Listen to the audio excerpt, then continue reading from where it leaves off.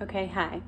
So I just had this idea, and I think it's kind of inspired, and there's a lot of pieces, so I'm gonna just start explaining it and start explaining the pieces as I go. I've got a clipboard.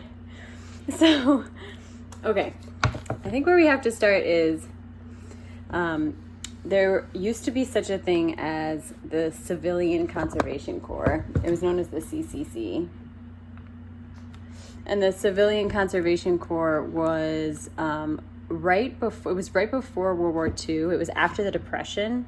The New Deal was put into place in the United States, and so all these men who were like of a certain age, pretty young, and I think couldn't have families. I think it was men under like 25 who didn't have families. They could join the Civilian Conservation Corps. And it was kind of military-esque. They would go and they'd live in these camps, and they would learn how to do work outside, outdoor work, whether it had to do with like trails in the parks. Like they built bridges and they built all kinds of infrastructure that dealt with conservation and dealt with like nature. And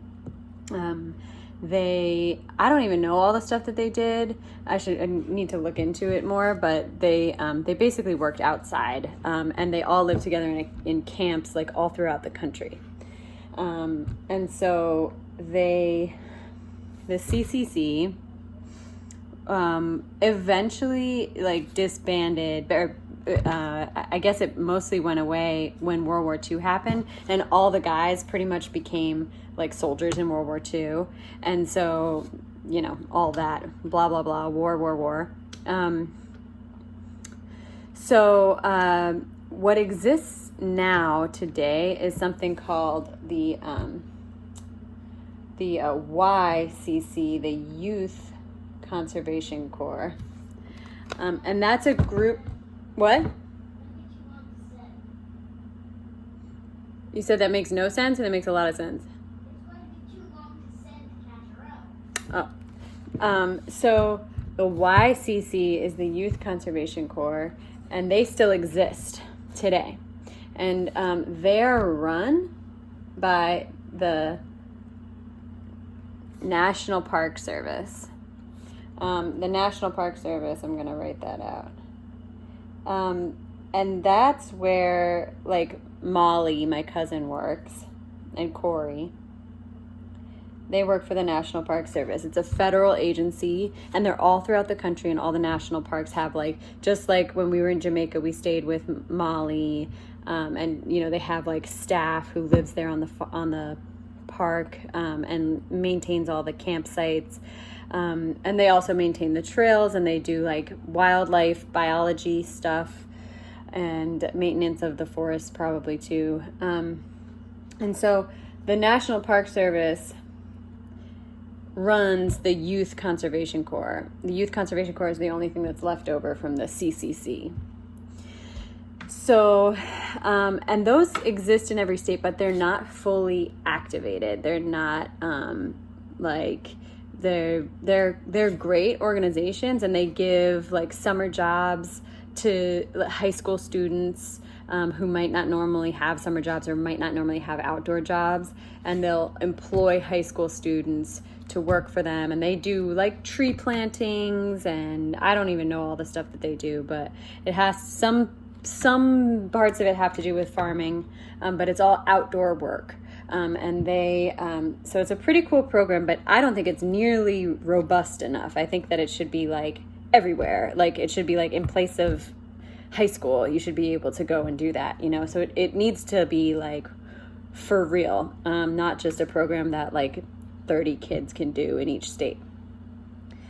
So that's that. So what I was thinking, I was listening today to the radio, and they were talking about foster care, kids in foster care, and how just how much we're failing them, and I was thinking how much I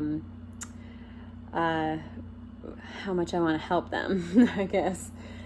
So Another interesting piece of this, so we have the National Park Service, then we have like, okay, through the conservation districts where I work for the NRCD. These are the conservation districts. And the conservation districts also do, like, used to do a lot of youth and volunteer work.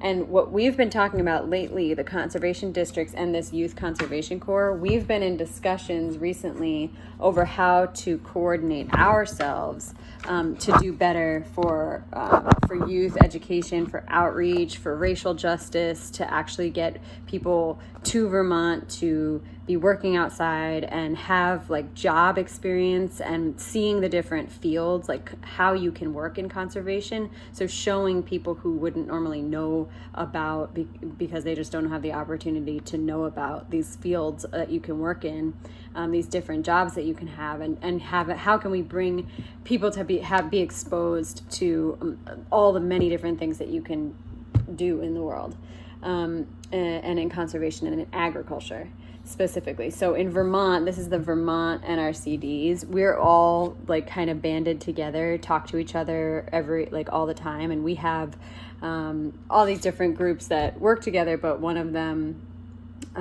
is looking specifically at how do we do better. One of them that I'm on is how do we like activate the youth. And this is something that Leon and I started speaking about and haven't ever really finished. And so this is really piecing all those things together, these pieces that I haven't, that I think are really connected. So this continues. So the NRCD is where I work. All these districts, we have I won't even get into them because they're really, I could ramble on forever, so I don't want to start down that road. But we basically want to help this Youth Conservation Corps be like really active and kind of activate them. So we want to come together and form like a bigger, better program. So one of the things that I feel like was always limiting when I'm thinking about like, okay, what's the next step with this Youth Conservation Corps, like with these conservation districts, and the fact that the Youth Conservation Corps was run by the Park Service, I always felt like was a limiting factor, because the Park Service is the federal government. It's hard to work with the federal government in a lot of ways because it's like a big ship. You can't turn it around quickly. It takes a lot to move the big old government. So I was hesitant to assume that we would be able to like enter into partnership with them right away. However, after our experience, Casherelle and my experience and Shay in Jamaica, Vermont, I realized we have this connection to the Park Service and to basically homesteading. So there's Jamaica. So the Park Service, the national, I think it's a state park, but it's run by the Park Service in Jamaica. What I'm thinking is we met this person. For anyone who's listening to this that doesn't know, in Jamaica, there's this person, Jamar, who runs this homestead, and he grows all this food. It's a small CSA, but it's this beautiful garden, really, really intentional. He's growing all this food. And there's even this building, and he's right adjacent, right next to the park. And there's this building there that's empty. It looks like it's like an old house that's nearby.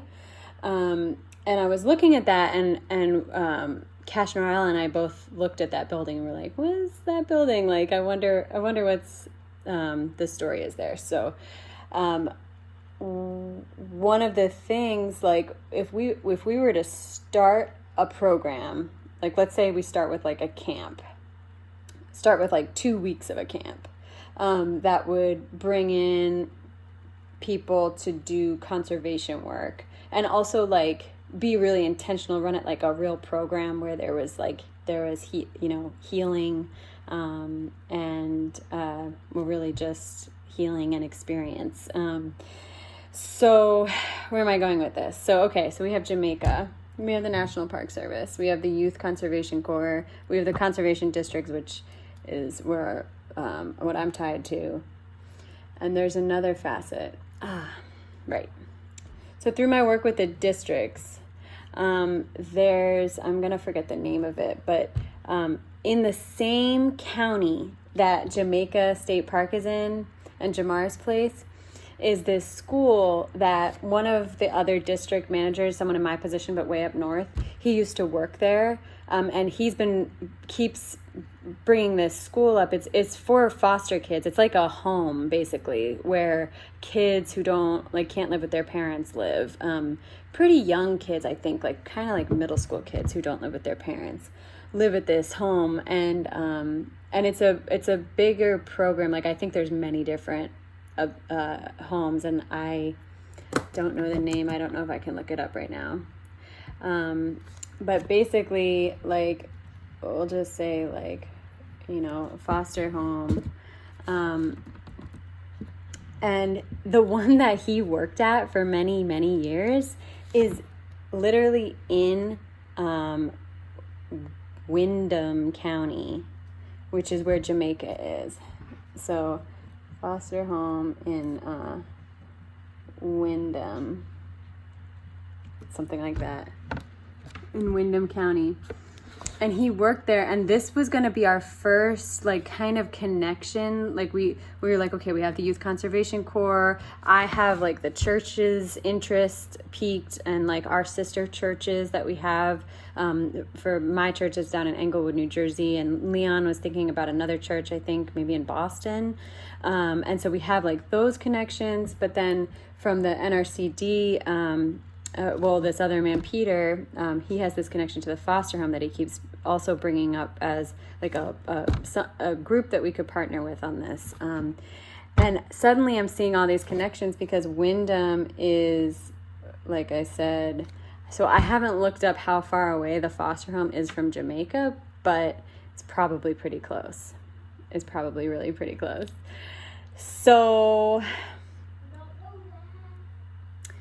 basically what we have missing is like whatever goes into this box, because all the rest of it is pretty much filled in. So I need you to fill the box with me.